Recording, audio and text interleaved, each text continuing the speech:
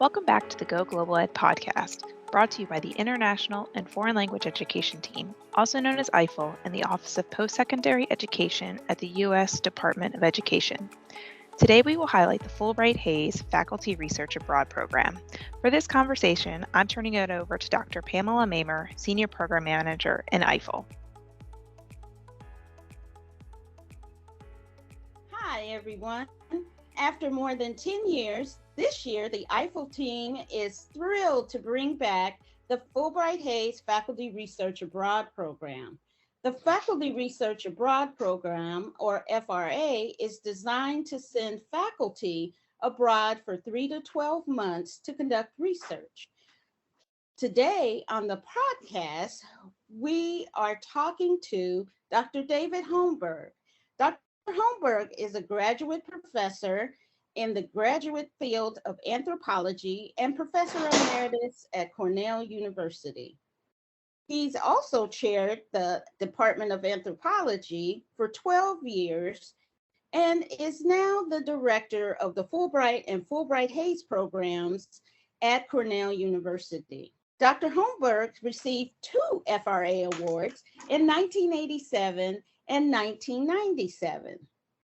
His ethnographic research has concentrated on the Tamang of Nepal and focusing initially on religion and social organizations, culminating in the monograph Order and Paradox, Myth, Ritual, and Exchange among Nepal's Tamang.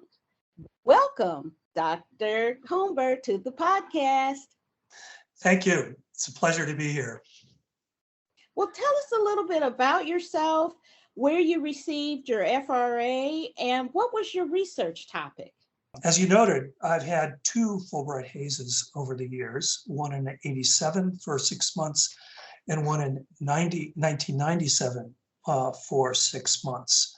Both of these awards were critical to me particularly in the first instance, as a junior scholar at the time. I did not yet have tenure at Cornell University.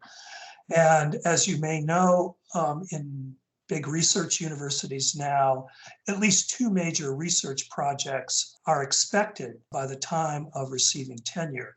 In other words, you usually can't receive tenure based on a project that you did while working on your doctoral dissertation. And Fulbright-Hays, given its focus on area studies and language, was the perfect sort of fellowship for me, because a lot of my work depends, as an anthropologist, as an ethnographer, depends on area knowledge and language and contributing to knowledge in those 2 domains. And my first project was focused principally on questions of medical practice in local Tamang communities, depended on my language skills and improved my language skills in both the national language of Nepali and the indigenous Tamang language. I talked a lot with local folk about how they dealt with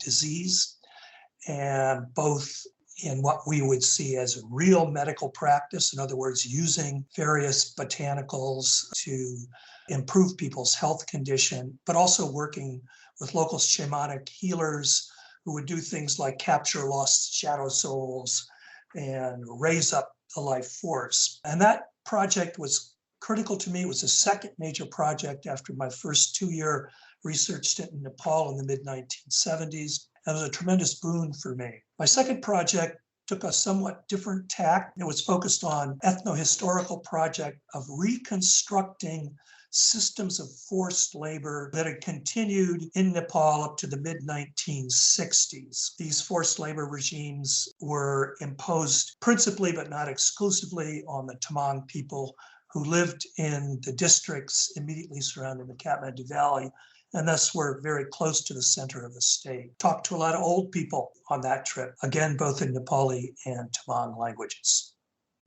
So what did the FRA funding allow you to do while you were there in terms of your research? Well, obviously the key things of travel and support, including I was traveling with my family on both of those trips, and being able to get, considerable amount of excess baggage over was critical for the period of time we were going to be residing in Nepal. They also provided us with a research budget. I can't remember the amounts at this point, but they were significant, particularly for internal travel. Internal travel in Nepal can include hiring jeeps to get to relatively remote areas and that sort of thing, plus all the supplies you need in research. Everything from paper supplies to recording supplies to scanner supplies and the like. Particularly my second project, which was a historical project which included locating and then copying documents, ancient, pretty old historical documents, sometimes going back almost 200 years. But most significantly, for someone who is established in life as a professor, even an assistant professor, the great thing about the Fulbright-Hays was it covered your salary, which was, set at the time you applied for the grant. And this is pretty significant for people who are becoming professionally established. Other grants often don't provide that level of assistance. So for me, I was able to combine, I would use the 6 months I received on the FRA and combined it with a leave I would get from Cornell for another semester, and I'd get a full year off. For anthropologists, this is very significant. If you take all your time off to go and do field research, you can't use your leaves to write, which is and publish things, which is a significant part of the career trajectory of any academic. And so being able then to do the field research under the auspices of the FRA program, but then having the time under a leave, a sabbatical leave, or other kinds of leaves to do writing was a critical support for me particularly as a junior faculty member, but also as a more senior faculty member. So how was the faculty research abroad? How did that impact your career trajectory as a young researcher? And then later on, how did it help or impact your tenure, achieving tenure?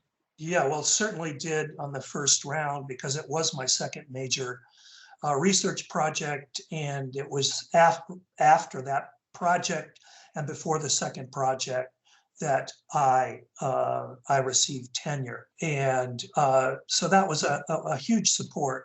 And the second year of support, or 6 months of support I got, was also absolutely critical to me because although my first FRA, it was kind of extended out of my initial research, and added on to it, I really was able to open up a completely new field of research on the second FRA, on this historical project looking at the systems of forced labor, about which we knew very little from this perspective of people in village communities in Nepal.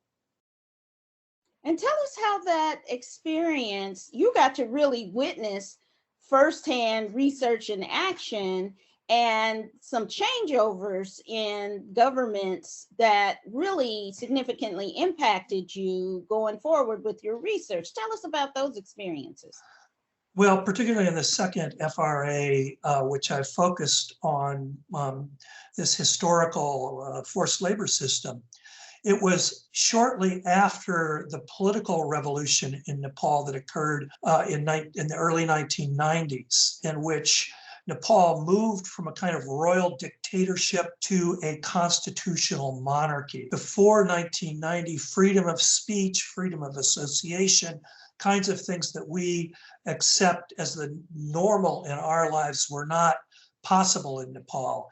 And particularly groups of people who had been subjected to various forms of oppression were not allowed to organize. Nepal is and continues in many respects to be a caste-based society. And although the Tamang themselves are not a Hindu caste population.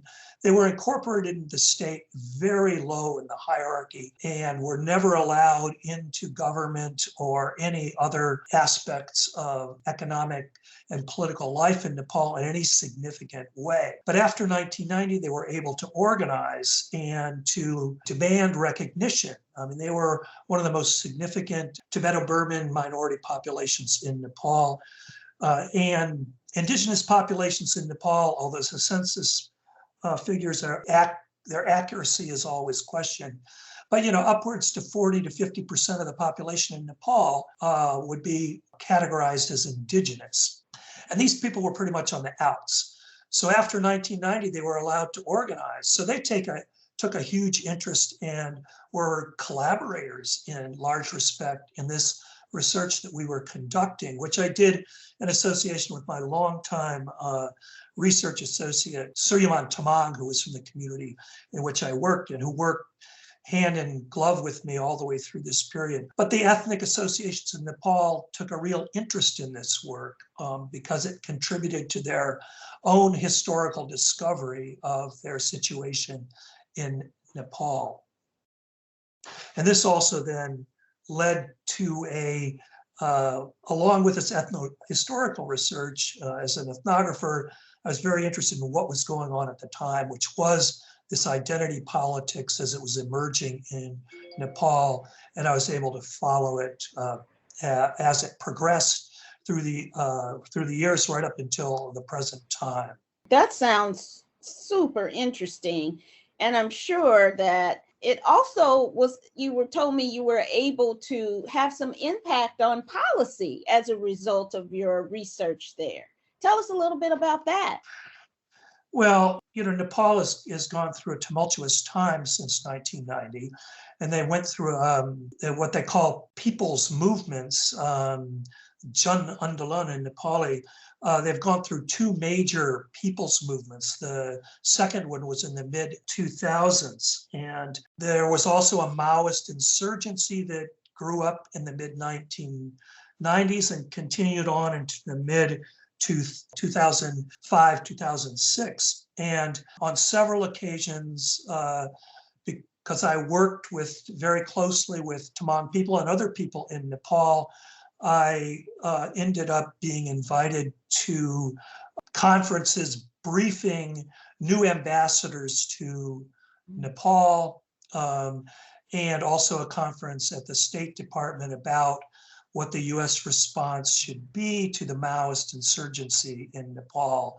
And because I was intimately involved with people on the local level in Nepal, I hope I had something positive to offer in terms of the formation of US policy, in particular towards Nepal.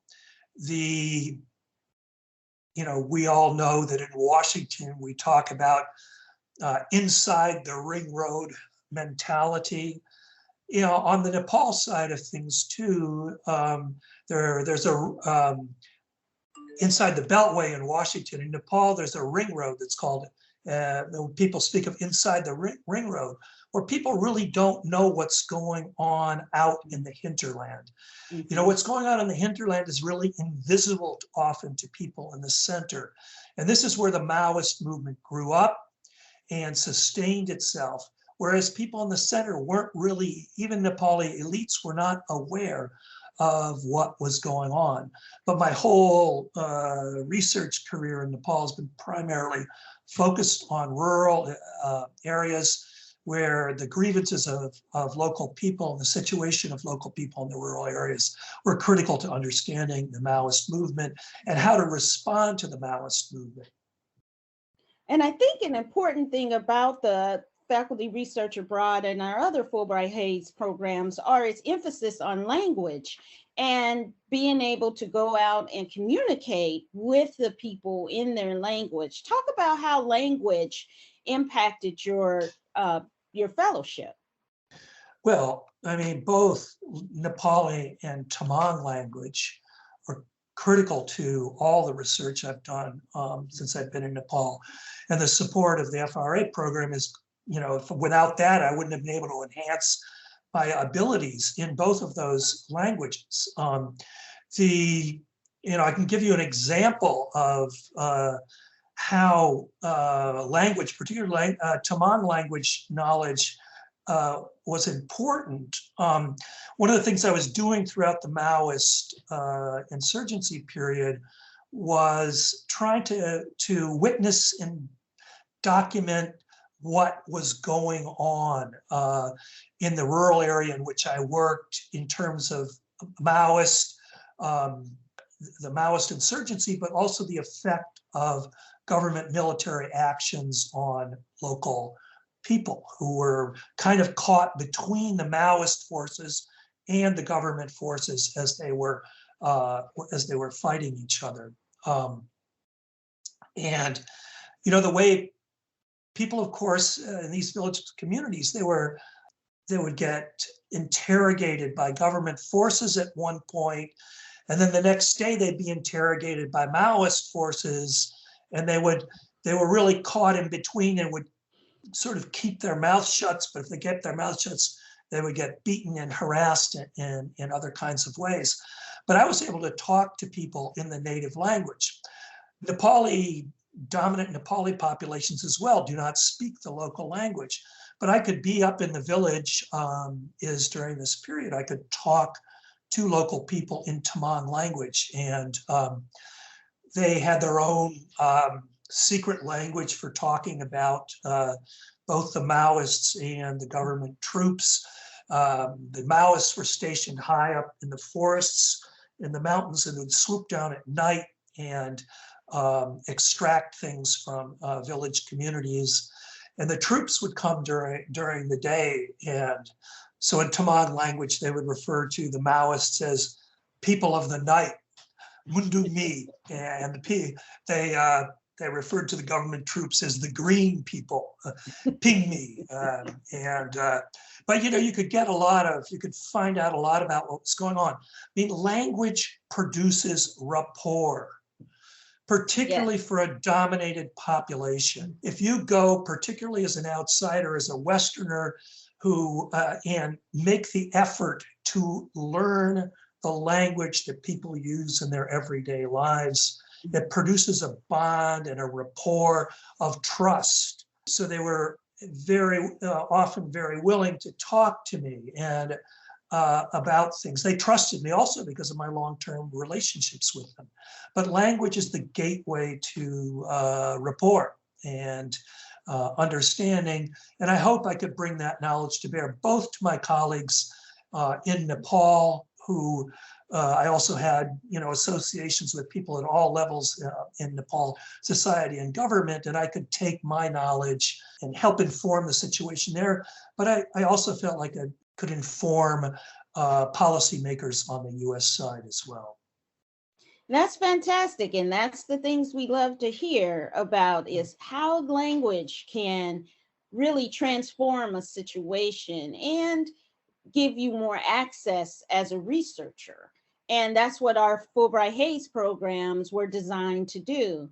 But now we never like to have people leave without giving us a taste of their experience through an interesting or funny or impactful story that they may want to share with the audience about their experience. And do you have one of those stories?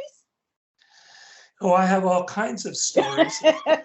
I don't know if some of them are fit for prime time. Maybe G-rated or, Well, I probably have some R-rated ones that are pretty funny. But, I like to think of, I had a very close relationship with the headman of the village where I worked. He became, in villagers' eyes, my father. And I used to spend endless hours they have these kind of platforms on the front of their houses where people sit around and gather to discuss the day's events or to resolve disputes.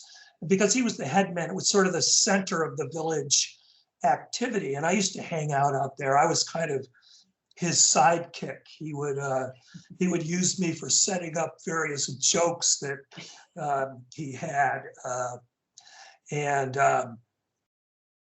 But he was also a very observant man, and he'd been observing some foreigners who'd come visit us, and he'd seen them around, and he of course, knew me and my wife pretty well. And he would say, I've been watching you Americans over the years, he said, and, when we Nepalis arrive in a new village, we kind of hover outside the village on the hillside, and we look down into that village and we say, where are we going to get something to eat? You Americans, you sit outside that village and you look down in that village and you say, where am I going to find a toilet? Which that was one or the other.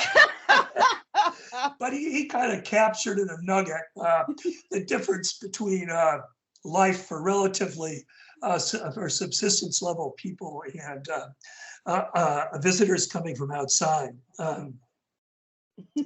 And we were a pretty big group. We had 2 children, my wife, myself, and we had a young student, because we were traveling around in the mountains a lot. Our kids weren't going to be able to be in school. We took a recent BA student who was very interested in that part of the world to go on as our kids' tutor. So we were a group of 5 people, which in small highland villages in Nepal, you can't just crash on people in their small houses. So right.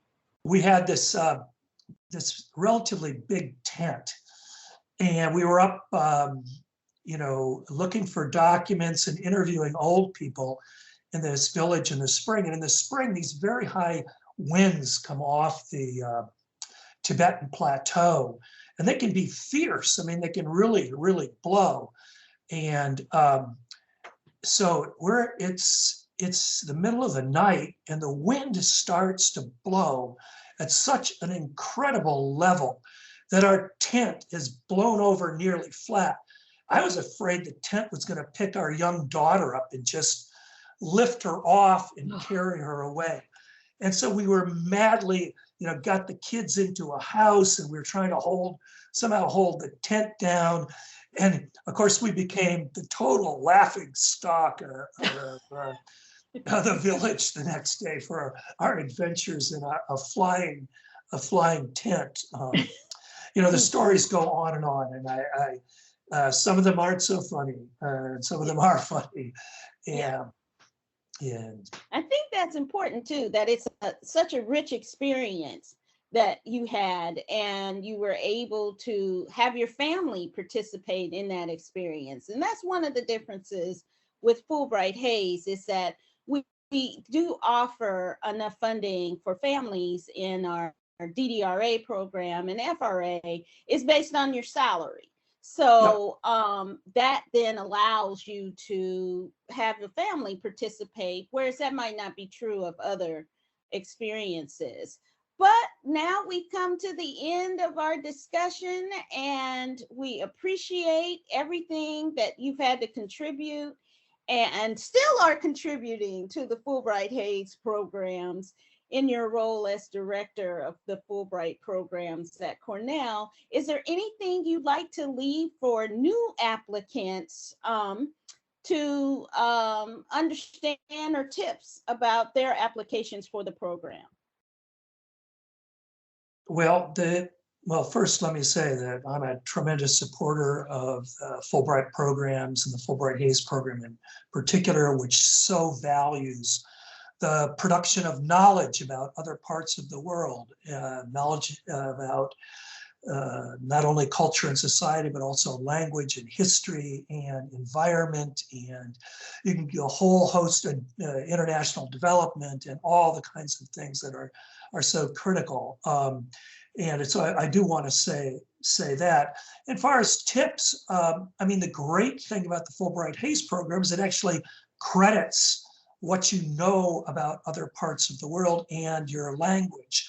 And in your proposals, you can demonstrate that area studies knowledge and enhance that area studies knowledge through the research you want to conduct.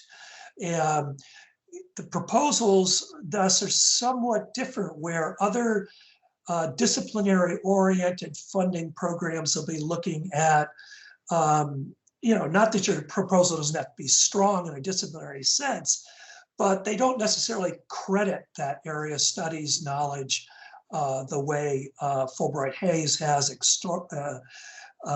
historically.